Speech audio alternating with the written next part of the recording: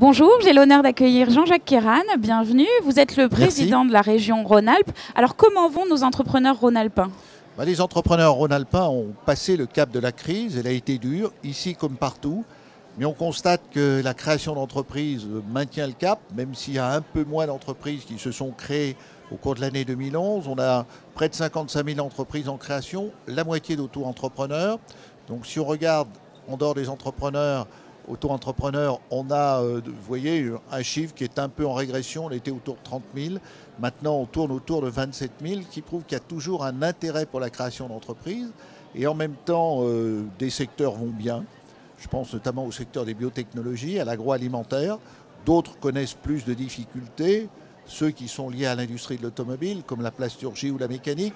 Mais d'une façon générale, en Rhône-Alpes, on peut constater, s'il y a des risques sur un certain nombre de grandes entreprises, que le dynamisme économique est reparti. Alors concrètement, comment la région aide ces entrepreneurs ? Nous ne prenons pas la place des entrepreneurs. C'est à eux, évidemment, de créer, de développer, d'imaginer, d'innover. La région accompagne dans le cadre du développement économique. Notre rôle est d'accompagner le progrès des entreprises. Nous le faisons à travers notamment la création, l'aide à la création et l'aide à la transmission. C'est à peu près 3500 entreprises qui bénéficient d'un engagement de la région. Cet engagement, il n'est plus en subvention. Ça, c'est une ancienne formule que nous avons abandonnée il y a 8 ans. C'est plutôt la mise en œuvre avec des partenaires, notamment Oseo, la mise en œuvre de politiques de soutien en matière de création d'investissement. Nous n'intervenons sur les subventions, en subvention via l'ADI, par exemple, que pour les créateurs d'entreprises qui sont des personnes au SMIC, donc qui se lancent dans une aventure d'entrepreneuriat, mais dont beaucoup réussissent d'ailleurs. Et puis nous avons le tissu des entreprises innovantes. C'est à peu près 150 qui sont aidés, de belles réussites chaque année. Et l'aide à l'export, ça concerne 1000 entreprises. Nous comptons 10 000 entreprises à l'export en Rhône-Alpes. Ce n'est pas assez quand on compare à l'Allemagne. On voudrait qu'il y en ait plus. Mais celles qui sont en contact avec Entreprises Rhône-Alpes International ou avec nos dispositifs, notamment pour embaucher des cadres à l'export, ces entreprises sont, donc on peut dire, des grosses PME. Vous développez aussi de nouveaux outils avec le Fonds régional d'investissement. Est-ce que vous pouvez nous en dire plus ? Oui, alors nous avons créé ce Fonds régional d'investissement. Le premier appel de fonds a été lancé. Nous avons pu recueillir 16 millions d'euros. Nous avons la Caisse des dépôts et la région comme premier partenaire, puis un appel financier à d'autres intervenants. La levée de fonds qui a été menée par Ciparex s'est bien réalisée. Et surtout, nous avons ciblé des entreprises qui aujourd'hui ont des besoins de financement de l'ordre de 300 à 800 000 euros.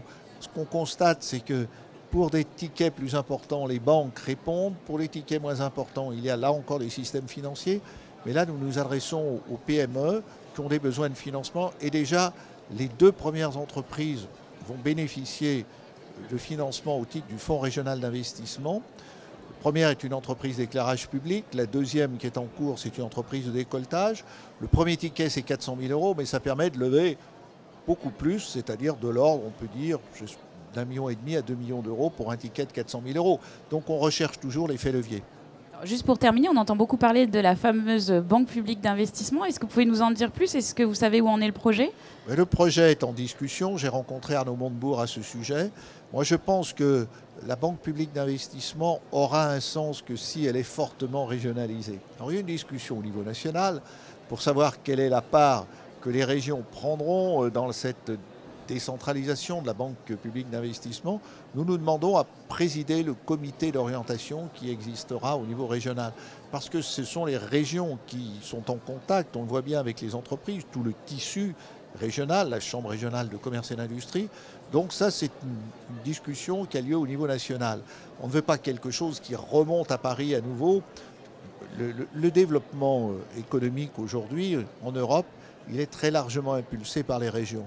Donc il faut venir à ce niveau-là. Et la force de la région Rhône-Alpes, 6 200 000 habitants, un vrai tissu industriel, c'est justement d'avoir son écosystème. Et c'est ce qui justifie une régionalisation de la Banque publique d'investissement. Ce n'est pas gagné encore. Mais bonne chance quand même. Merci oui, beaucoup. espérons. Enfin, en tout cas, on fera tout pour l'obtenir. Merci Jean-Jacques Kéran. Merci.